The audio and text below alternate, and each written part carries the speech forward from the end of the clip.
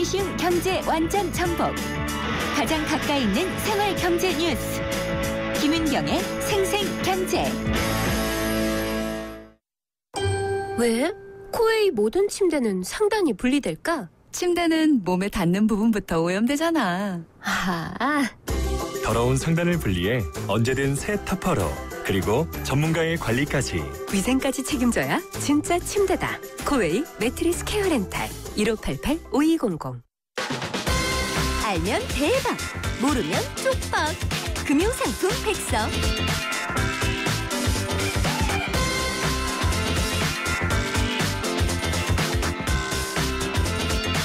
저금리 시대에는 보다 현명한 투자가 필요합니다. 금융상품을 비교해드리는 시간인데요.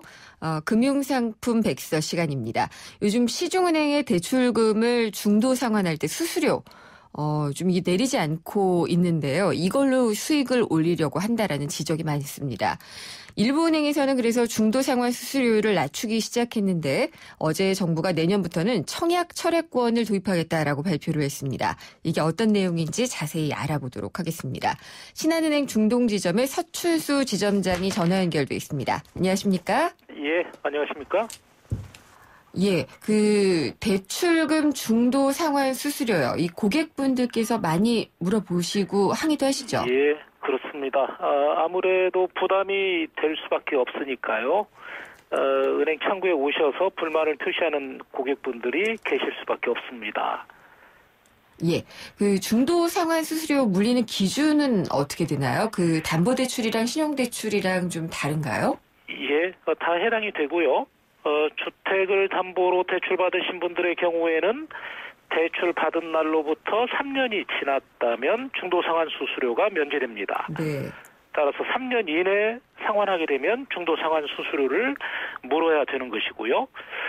개인 신용대출은 대출 기간이 보통 1년입니다. 예. 그런데 개인 신용대출 받고 나서 9개월이 지나 상환하게 되면 중도상환 수수료 받지 않지만 그 이전에 상환할 경우에는 신용대출도 역시 중도 상환 수수료를 물어야 합니다. 근데 중도에 상환하면 수수료율은 얼마나 되는 건가요? 담보대출이나 신용대출이나 보통 1.5%입니다. 여기서 1.5%다라고 하는 것은 연 1.5%가 아니고요. 예. 3년에 1.5%입니다. 네. 예를 들어서 주택을 담보로 1억 원을 대출받은 고객이 대출 받자마자 그 다음 날 1억 원을 전액 상환하겠다라고 한다면 1억 원의 1.5%니까요. 150만 원 중도 상환 수수료를 물어야 합니다. 예. 이 고객분이 1년 지나서 상환한다면 1%에 해당되는 금액 100만 원을 물게 되고요. 왜냐하면 3년에서 1년이 지났으니까요. 네. 또 2년이 지나서 상환한다면 3년에서 2년이 지났기 때문에 1년에 해당되는 상환율 0.5% 그러니까 50만 원을 상환하면 됩니다. 3년이 지나면 예. 이제는 한 푼도 물지 않아도 되는 것이고요. 근데 그동안에 보면은 기준금리가 낮아지면서 대출금리도 같이 낮아졌잖아요. 예. 그래서 대출 받은 사람 입장에서는 금리가 좀 낮은 상품으로 갈아타고 싶은데 중도 상환하면 또 수수료를 내야 되니까 예. 이것 때문에 못 갈아타는 경우가 좀 있지 않았나 싶어요. 물론 그런 경우도 있습니다. 그런데 이제 변동금리로 대출 받으신 분들은 시차를 두고 대출금리가 하락을 할 수밖에 없죠. 변동금리니까요. 예. 따라서 대출금리가 같이 함께 하락했기 때문에 그동안 큰 문제는 없었습니다. 중도 상환 수수료 부분에서는 그랬었습니다. 네. 1년 단위로 대출 잔액의 10% 이내에서는 또 수수료 없이 언제든지 중도 상환이 가능했고요. 예를 들어서 1억 원을 대출받은 고객분께서 첫 해에 1억 원의 10% 그러니까 1,000만 원까지는 언제든지 중도에 상환하더라도 수수료를 물지 않았습니다. 예. 그 다음 해에도 대출 잔액의 10%까지는 상환 수수료 없이 언제든지 상환을 할 수 있었고요. 그러다가 3년이 지나면 금액에 관계없이 언제든지 마음대로 갈아탈 수가 있었고요. 또 고정금리로 대출 받은 분들의 경우에는 이분들이 변동금리로 갈아타겠습니다. 해서 은행에 오신다면 대출 기간에 관계없이 중도 상환 수수료 아예 면제해드렸고요. 네. 이제 방금 말씀드린 부분에 있어서 이제 문제가 되는 경우는 3년 이내에 대출금을 상환하겠다. 뭐 이런 분들은 중도상환수를 내셔야 되니까요. 또 3년 이내에 금리가 더 낮은 은행으로 갈아타시겠다. 뭐 이분들은 이제 중도상환수수를 부담해야 되니까 네. 이분들이 이제 불만이 있으셨던 것이고요. 특히 은행 찾아오시는 고객분들 중에서 가장 불만이 많았던 고객의 경우에는 주택금융공사가 초창기에 모기지론이라고 해서 판매를 했었는데요. 네. 이 상품들은 당시에 변동금리는 아예 없었고요. 모두 다 고정금리였습니다. 또 고정금리다 보니까 금리가 하락해도 금리 하락의 혜택을 대출받은 분들이 누리지 못했고요. 예. 또 중도상환 수수료율도 굉장히 높았습니다. 일반 시중은행에서 판매한 대출은 3년이 지나면 중도상환 수수료를 면제해드렸는데 주택금융공사는 5년 이내에 상환할 경우에 중도상환 수수료가 최고 2.5%나 됐습니다. 네. 그래서 이분들은 갈아탈 수도 없고 시중금리는 계속 하락하면서 대출금리가 떨어졌기 때문에 금리 하락 혜택을 받았어야 되는데 고정금리라서 금리 예. 하락 혜택도 없었고 이런 분들이 가장 불만이 많았었습니다. 쥐가 고양이 생각하는 건지 모르겠는데요. 네. 이 중도상환 수수료라는 것이 사실은 은행의 수익원 중에 하나이기는 하잖아요. 예. 근데 이제 네. 정부가 이걸 좀 낮추라고 압박을 하고 실제로 대출성 상품 청약 철회권을 도입하겠다. 이렇게 하면은 좀 타격이 있지 않으세요? 중도 상환 수수료를 낮춘다 하면 타격이 좀 있을 것 같고요. 예. 아무래도 이제 중도 상환 수수료를 받게 되면 고객분들이 상환하는 것도 꺼려하시고 네. 이제 상환 수수료 내야 되니까요. 예. 그랬었는데 이제 중도 상환 수수료를 낮춰라라고 정부에서 자꾸 이제 어쨌든 얘기를 하니까 뭐 각 은행마다 중도 상환 수수료를 이제 낮추는데 동참들을 하는 것 같습니다. 아무래도 은행의 수익원 중에 일부가 네. 빠져나갈 테니까 은행 수익에 있어서는 약간의 문제가 생길 것 같고요. 이제 대출성 상품 철회권 네. 말씀을 하셨는데 대출 받은 지 7일 이내에 이제 언제든지 철회할 수 있다 이런 부분인데요. 예. 이 부분은 그렇게 썩 은행에 영향을 주지는 않을 것 같은데요. 아, 그래요? 어쨌든 은행끼리 예. 네. 서로 뭐라 그럴까요? 금리 경쟁 뭐 이런 부분에 있어서 예. 뭐 경쟁이 더 치열해질 것 같긴 합니다. 그렇죠. 일주일 안에는 철회할 수가 있으니까 예. 조금이라도 낮게 준다고 하면은 저쪽으로 가겠다라고 바꿔 탈 수 있는 대출 거죠. 받고 지금까지는 대출 받으면 이제 끝이었는데 예. 대출 받고 나서 내일 상환하게 되면 1.5% 중도 상환 수수료 받으니까요. 예. 일주일간은 받고 나서도 다른 은행 계속해서 협상도 하고 내고 하면서 금리를 더 낮게 해주겠습니다라고 네. 한다면 기존에 받았던 은행 철회하고 새로운 은행에서 받을 수 있을 테니까 아무래도 금리 싸움, 금리 경쟁이 더 치열해지지 않을까 뭐 이런 네. 생각이 듭니다. 이게 7일이라고 하면은 네.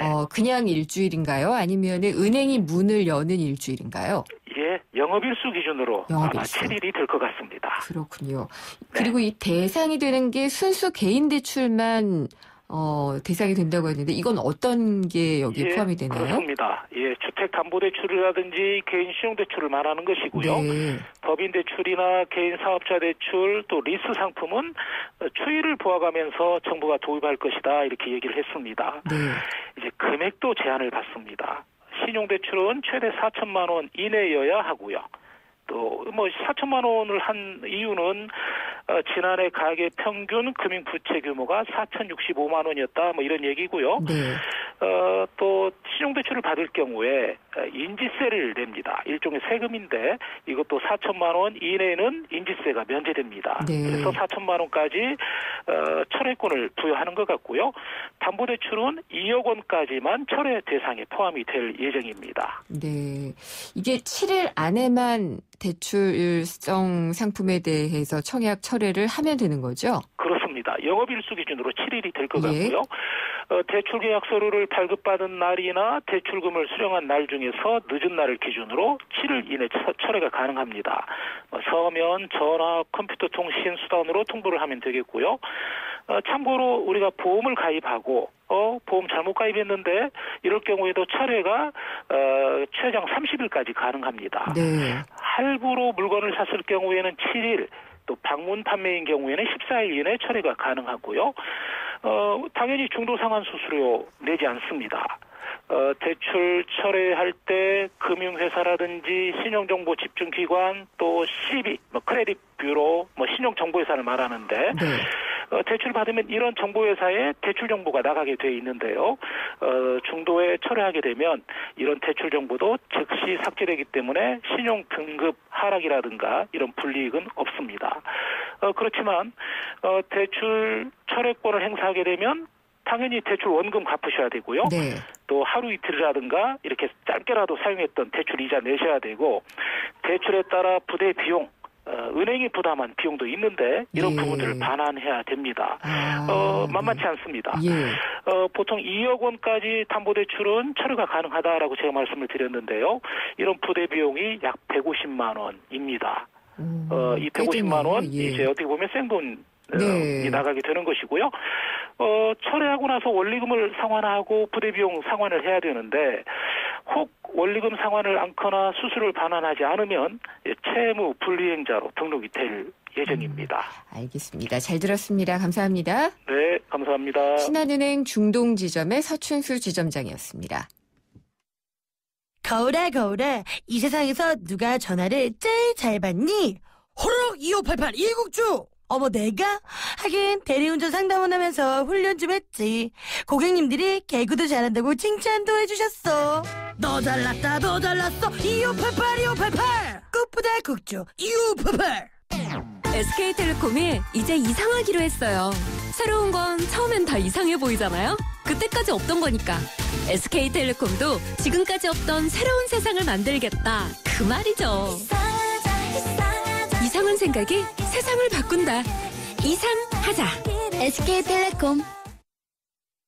네, 생생경제 3부 여기까지고요. 잠시 후 4부 이어집니다. 생생 인터뷰 있는데요. 극심한 전월세난의 원인, 그리고 부동산 시장 전망을 한번 해보겠습니다. 권영주 달리는 경제학 시간도 있는데요. 현재 지금 열리고 있는 쇼입니다. 세계 3대 모터쇼인 프랑크푸르트 모터쇼에서 주목할 만한 트렌드 살펴보도록 하겠습니다. 잠시 후 4부에서 뵙겠습니다.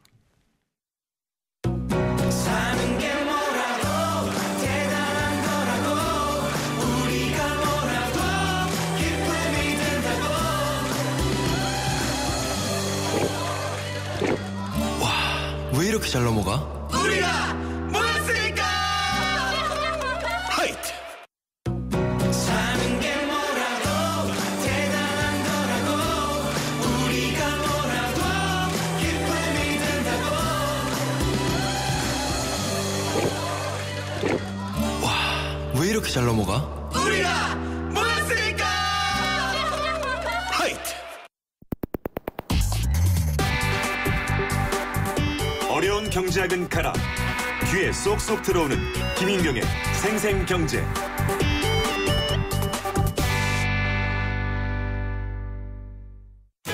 쉐보레의 디젤 차종을 특급 조건으로 만날 수 있는 절호의 기회. 크루즈 말리부 올란도 캡티바 디젤 차량 구매 시 최대 3년 무이자 할부 또는 최대 344만 원 할인, 개별 서비스 인하분 포함. 전시장에서 드라이브 쉐보레 시승에 참여하시고 푸짐한 경품까지 받아가세요. 9월 한 달간 전시장 및 홈페이지 참조. Chevrolet, find new roads.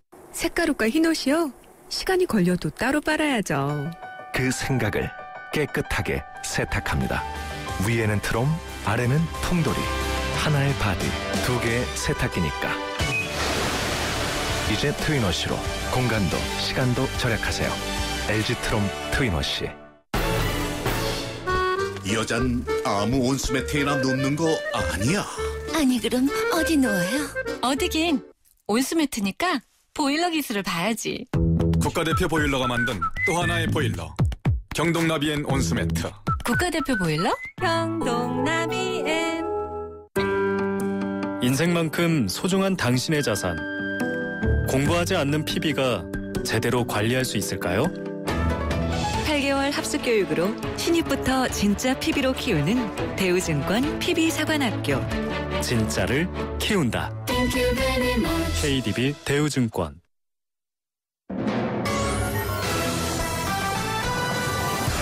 경제 뉴스의 진실과 오류, 생생경제가 떴다. 오늘의 생생 인터뷰는 집값보다 비싼 전세 아파트가 속출하고 있습니다. 깡통 전세는 괜찮을까 알아보겠습니다. 생생경제 4부 시작합니다. 전세 들어갈 돈이면은 집을 사고도 남습니다. 그렇게 되면은 제 전세 보증금 빼주세요. 그럼 집주인이 못 빼주는 경우도 있지 않을까요? 그렇게 되면은 바로 깡통 전세가 되는 건데요. 지금 한창 이사철을 맞은 부동산 시장 어떤지 이런 얘기들 포함해서 들어보도록 하겠습니다. NH투자증권의 김규정 부동산 연구위원님입니다. 안녕하십니까? 네, 안녕하세요. 네. 가을 날씨는 좋은데 표정 어두우신 분들 되게 많아요.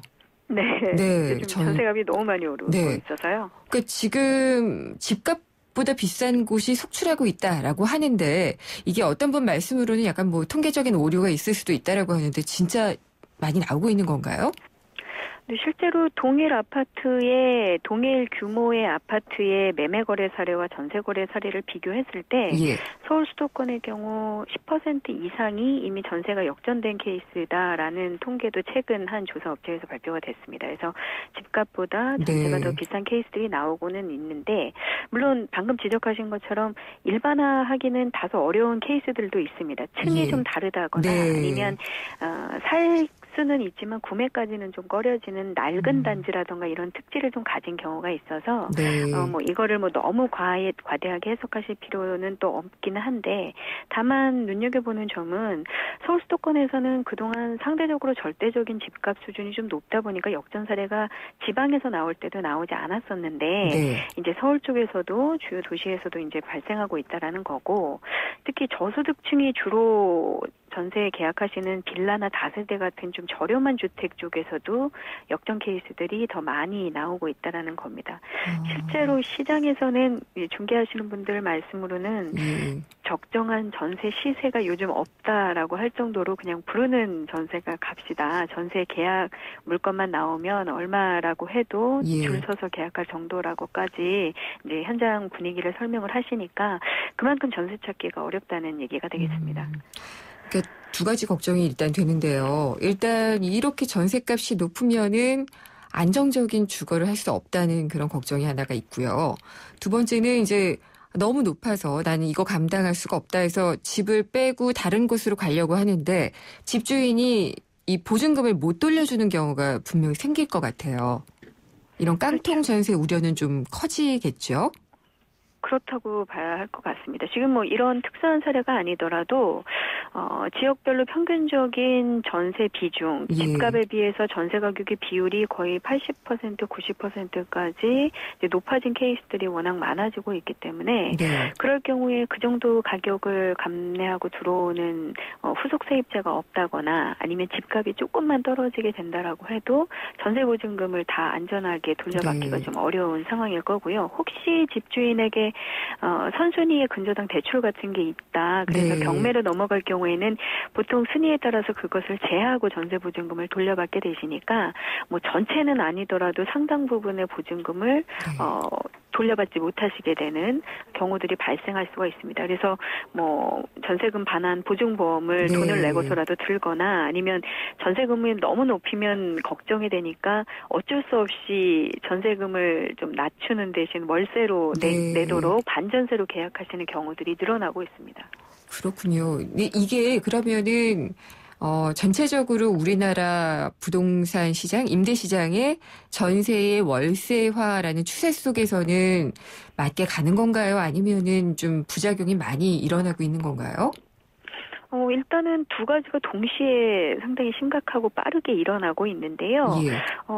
최근에는 서울의 아파트 시장에서도 월세 계약 비중이 40%까지 육박하고 있는 실정입니다. 그렇구나. 그러면 사실은 일반 연립이나 다세대 같은 경우는 이미 50%를 올해 누적 거래에서는 넘어선 상황이어서 월세로 전환되는 속도도 저희가 예측한 것보다는 굉장히 빠른 상황이고요.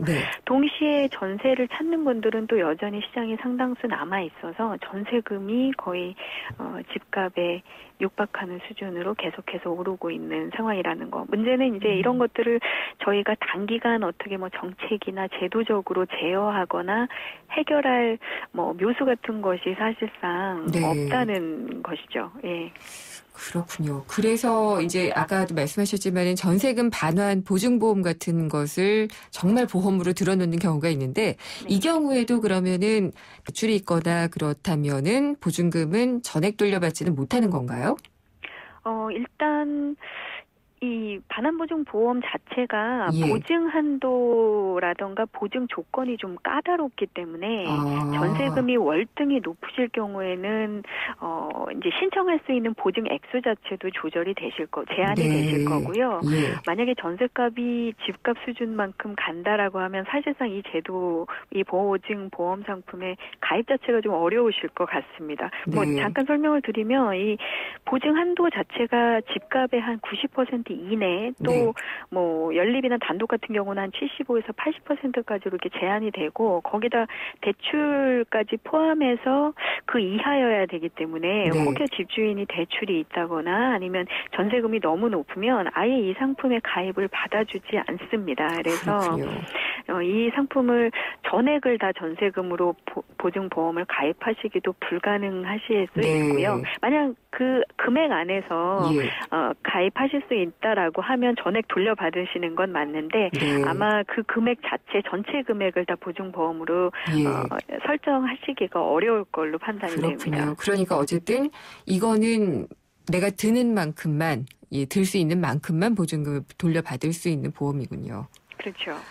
근데 이제 정부는 또 가계대출 많다고 하니까 대출을 좀 조이겠다 좀 얘기를 하고 있고 그리고 부동산 시장의 매매가 조금 활성화되기는 하지만은 전체적으로 볼 때는 내리막이다 이런 얘기도 있기는 해요.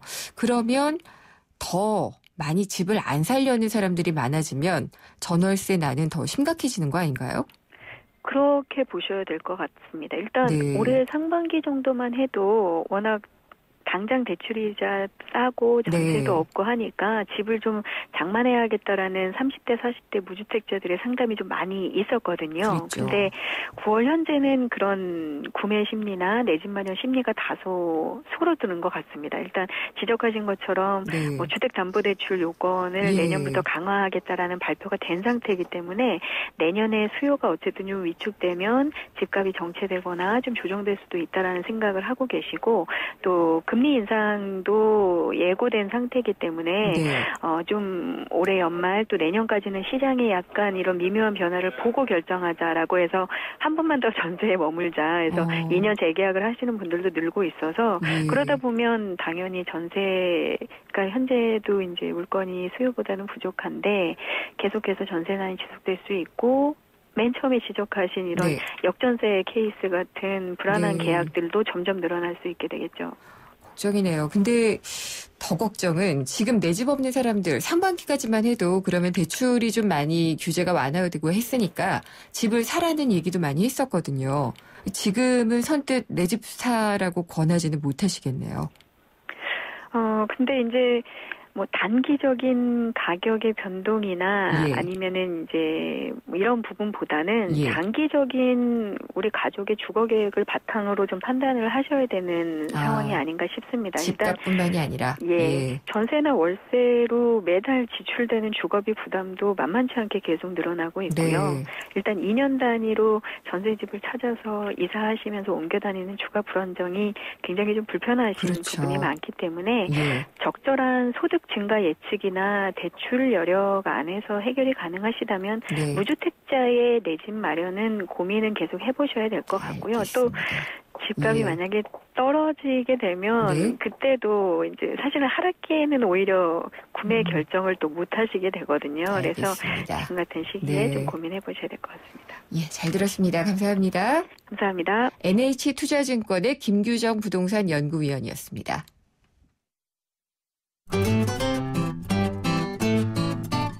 생생경제를 다양하게 만나는 방법.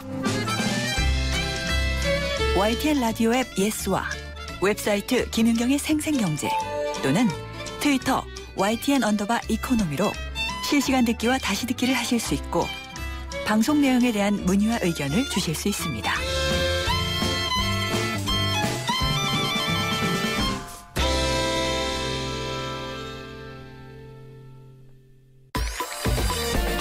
자동차 뉴스 모아 정확하게 전하는 권영주의 달리는 경제학.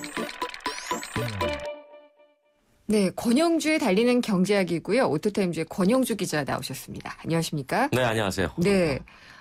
모터쇼를 못 가봤어요, 저는. 아, 그래요? 네, 안타깝게도. 예. 저는 직업상 모터쇼를 자주 가죠. 그럴 수밖에 없을 것 같아요. 근데 이 3대 모터쇼 중에 하나가 독일 프랑크푸르트 모터쇼죠. 그렇죠. 3대 모터쇼가 이제 보통 프랑크푸르트, 그다음에 제네바, 그다음에 이제 미국의 디트로이트 이렇게 있고 4대가 가면 이제 파리. 5대가까지 가면 이제 동경이 예전에 들어갔었는데 지금 이제 상하이, 북경, 중국 쪽이 이제 5대로 치고 돌아왔죠. 도쿄는 처음 들어보는데요, 저는. 네, 다 11월 달에 열립니다. 네, 독일 이 프랑크푸르트 모터쇼는 성격이 좀 어때요? 독일이 이제 사실은 자동차 강국이잖아요. 그렇죠. 최근에 독일이 추진하는 게 뭐냐면 메이드 인 저먼이 아니고 메이드 바이 저먼을 많이 얘기해요. 그러니까 독일의 어떤 모든 전자제품이라든가 가전제품 또는 기계제품에 독일이란 국가 브랜드를 입혀서 마케팅을 많이 하거든요. 그러니까 이번에 프랑크푸르트 모터쇼도 사실 비슷해요. 네. 39개국 1,100여 업체가 참여해서 219종의 차가 세계 최초로 공개가 됐는데 사실 독일 자동차 회사가 무려 8개나 됩니다. 그렇겠죠. 그리고 다 우리가 알만한 훌륭한 곳들이죠. 예. 그렇기 때문에 거의 독일 잔치다. 이렇게 말씀을 드릴 수가 있을 것 같아요. 약간 그런 느낌은 좀 있겠네요. 그러면은 디트로이트는 미국 차들의 향연이고 그런가요? 그렇죠. 우리 한국 모터쇼, 서울 모터쇼는 이제 한국차의 향연 이렇게 되는 거죠. 그런 식으로 좀 하는군요. 네네. 이번 모터쇼에서 신차 공개가 엄청나게 됐다고 하던데요. 210대가 공개가 됐어요. 브랜드가 아까 몇 개라고 하셨죠? 브랜드가 이제 39개국에 1,100여 개 기업이 참여를 했으니까 그중에 이제 210대에 달하는 신차가 공개가 됐는데요. 이거 대단한 겁니다. 사실. 하반기에는 신차 트렌드는 어때요? 하반기 신차 트렌드 우리가 이렇게 보시면 돼요. 그 전반적인 하반기라기보다 글로벌 전체 트렌드가 크게 이제 3가지 측면으로 갑니다. 하나는 경량화. 몸무게를 줄여야 효율이 올라가거든요. 그렇죠. 적게 연료를 쓸 수 있으니까. 효율이 올라가면은 탄소 배출량이 줄어듭니다. 그래서 경량화가 하나 가는 거고 그다음에 이제 지능화. 차가 똑똑해지는 거죠. 예전에 우리 전격 제트 작전 이런 데 키트. 전격 제트 작전 얘기하시면 안 돼요. 제 이 얘기 때 다 못 알아듣더라고요. 나이트라이더. 그래서 로봇 자동차처럼 이렇게 인간을 이해하는 차. 지능화돼가는 이제 그런 식으로 하나 가는 거고요. 또 하나가 재밌는 게 그러면 똑똑해지고 탄소 배출을 줄이는 쪽으로 가는데 하나가 고성능화예요. 그러니까 탄소 배출을 오히려 많이 하고 성능을 높여서 가는 그쪽에 또 트렌드가 하나 있어요. 그거는 그럼 고급차인가요? 그렇죠. 프리미엄 브랜드 입장에서 보면 이번에 독일의 프랑크푸르트 모터쇼도 마찬가지인데 프리미엄 브랜드 입장에서 보면 성능에 점점 차이가 없어집니다. 기술 격차가 줄어드는 거죠. 그러니까 예를 들면 한국 차의 엔진의 성능이 지금 예전에는 일본이나 독일에 비해서 많이 밀렸지만 지금은 거의 대등 수준하잖아요. 중국도 조금 있으면 그렇게 올라온다는 거죠. 그러면은 뭘로 차이를 만들어야 되는 거예요? 그 프리미엄 브랜드가 그래서 오히려 엔진의 성능을 보다 더 높여서 우리는 이만큼까지 고성능 자동차를 가지고 있습니다라는 일종의 브랜드 마케팅을 하는 거예요. 그렇군요. 그렇죠. 그 차를 많이 팔려고 내놓는 게 아니라 자, 우린 이 정도의 기술력을 가지고 있습니다. 그러니까 우리 좀 주목해 주세요.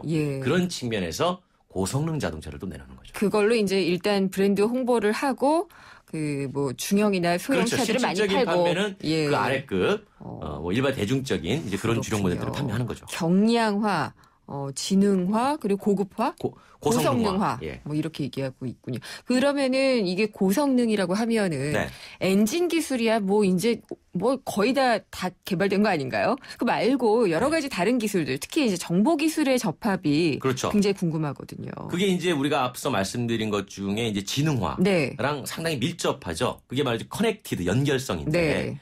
그래서 이번에 모터쇼의 주제가 모빌리티 커넥트입니다. 딱 그거네요. 모빌리티, 이동 수단의 연결화. 그러니까 예를 들어서 이제 김인경 앵커가 집에 가시다가 운전하고 가시다가 내가 깜빡하고 생필품을 못 샀네 할 때 자동차가 알려주는 겁니다. 그렇죠. 자동차 안에 이제 쇼핑 이게 모니터가 떠서 누르면 바로 또 집까지 배달을 해주거나 이제 그런 연결성. 이런 연결성을 얼마나 많이 넣느냐라는 건 바로 정보화를 말하는 거죠. 결국은 달리는 컴퓨터. 그렇죠. 바로 그겁니다. 이제 우리가 이런 얘기 많이 하거든요. 그 컴퓨터 지능화되는 그 이동 수단이 몇 개가 있는데 그 중에 이제 가장 먼저 간 게 이제 항공기. 네. 항공기가 있고 그 다음에 이제 뭐 기타 뭐 휴대폰도 있는데 마지막 남은 움직이는 컴퓨터를 우리가 보통 자동차라고 얘기해요. 자동차. 로봇하고도 약간 경쟁이 되지 않을까 이런 생각이 들기도 하네요. 그렇죠. 예. 바퀴가 있으면 그렇죠. 모빌리티니까. 예. 바퀴가 없이 걸어서 가거나 뭐 이렇게 다른게 가면 그냥 뭐 쉽게 말하면 모빌 로봇, 뭐 로봇 모빌 뭐 이렇게 되는 거죠. 근데 그 독일에서 열리니까 역시 독일 차들이 주목이 된다고 하셨는데 그 중에서도 좀 주목을 많이 받았던 거는 어떤 건가요? 최근에 뭐 국내에서는 좀 시끄러웠는데 그 벤츠라는 회사가 벤츠 골프채로 막 쳐가지고 그렇죠. 뭐 지금 시끄럽죠. 그 주제는 제가 다음에 한번 다뤄. 그 IAA라는 컨셉트를 내놨는데 이게 저 시속 80km 이상이 되면 차가 변신을 합니다. 그러면은 이 공기 저항을 줄이도록. 그렇죠. 본인이 되겠네요? 효율을 최대한 높이기 위해서 살짝 변신을 해요. 보통 이제 낙하산 되듯이 이렇게 약간 유선형 뭐 이런 식으로 되나요? 범퍼 길이가 좀 늘어나면서 공기가 뒤에서 차를 끌어당기는 힘을 조금 줄여서 앞으로 더 나가죠. 그렇군요. 이런 식의 재미가 있고 그다음에 이제 뭐 BMW M6 GT3 이런 차는 앞서 말씀드린 것처럼 경량화. 그러니까 차체가 철이 아닙니다. 금속이 아니에요. 플라스틱이에요? 플라스틱입니다. 진짜요? 네. 플라스틱인데 우리가 실제로 사용 가능한 플라스틱이에요. 그러니까 탄소 복합 플라스틱이라고 얘기를 하죠. 저는 설마 하고 여쭤봤는데. 진짜요. 예. 네. 그래서 이 탄소 복합 플라스틱을 써가지고 차체를 만들었기 때문에 이 고성능 차에도 불구하고 무게가 1.3톤 이하. 그러니까 1,300kg 이하인데 이 정도면 어느 무게냐면 지금 우리나라 국산 중형차 있죠. 보통 그게 1,500kg 정도 합니다. 그러니까 가늠하기 좋네요. 그렇죠. 아주 무거운 엔진의 고성능 차를 만들었음에도 불구하고 차체는 엄청나게 가벼워. 차체가 가벼워서 전반적인 무게가 줄어드니까 결국은 이제 이게 또 빨리 나가는. 괜찮을까요? 항상 우리는 이 차체를 만드는 강판에 대한 것들이 많이 주목하잖아요. 근데 그 탄소 복합 플라스틱이 제가 최근에 무슨 뭐 소재 박람회도 하나 갔다 왔는데요. 이게 어느 정도 강하냐면 일반 금속보다 훨씬 강합니다. 그래요? 네. 다만 이제 단점이 이게 충격을 받으면 이제 찌그러지면서 충격량을 흡수하는 게 일반적인 건데 이건 깨져버립니다. 약간 좀 안전 문제나 뭐 이런 것들. 충격을 흡수하는 능력이 조금 떨어져서 이 부분만큼만 이제 금속 재질을 쓰고 나머지는 다 플라스틱으로 바꾸는 거죠. 그렇군요. 우리나라 차 업체들도 갔을 텐데 어떤 것들 선보였나요? 그렇죠. 뭐 현대자동차, 기아자동차, 쌍용자동차, 뭐 르노 자동차도 뭐 있습니다만 대부분 이제 양산 신차를 많이 공개했죠. 대량 생산하는 신차를 공개했는데 그 이유가 뭐냐면 유럽은 한국 회사들한테는 지금 점유율을 넓혀 나가야 되는 그런 시장이잖아요. 그러면 가장 많이 대중적인 시장, 대중적인 제품 이런 거를 많이 쏟아내서 일단 점유율을 먼저 갖고 오는 거고요. 그다음에 이제 뭐 기술을 좀 뽐내는 게 뭐 고성능을 앞으로 뭐 한국차도 하겠다. 이렇게 발표를 했죠. 하겠다. 그렇죠. 라고 계획을 발표한 거군요. 그 이제 고성능을 하는 이유는 제가 앞서 설명드린 것처럼 이제 우리도 브랜딩을 좀 하게 되는 얘기죠. 오늘 시간 짧은데요. 잘 들었습니다. 오토타임즈의 권영주 기자였습니다. 감사합니다. 고맙습니다. 원두는 시간이 지나면 맛과 향이 사라지죠. 그래서 골드락 가까라는 원두에 맛과 향을 잡았습니다. 절정의 맛과 향의 시작 뉴 네스카페 스프리모. 안녕하세요. 유플러스 모델 보아입니다. 최신 영화 미드부터 인터넷 강의와 맛집까지 보고 싶은 비디오를 검색하면 카테고리별로 보기 쉽게 정리해주는 국내 최초 LTE 비디오 포털. 이제 보고 싶은 비디오 마음껏 즐기세요. 차 조심, 길 조심. 조심할 게 와 이래 많노. 조심할 게 참 많은 아이들의 등하굣길을 위해 삼성화재가 안전키트를 지원하고 있습니다. 어린이가 곧 모두의 희망이니까요. 봄이 왔어요. 당신의 봄, 삼성화재. 어떤 자동차가 좋은 차일까요? 마력이 좋은 차? 디자인이 좋은 차? 연비가 좋은 차. 현대자동차는 말합니다. 서비스까지 좋아야 진짜 좋은 차라고. 국내 최다 네트워크 현대자동차 공식 장비 서비스 블루핸즈. New thinking, new possibilities. 현대자동차.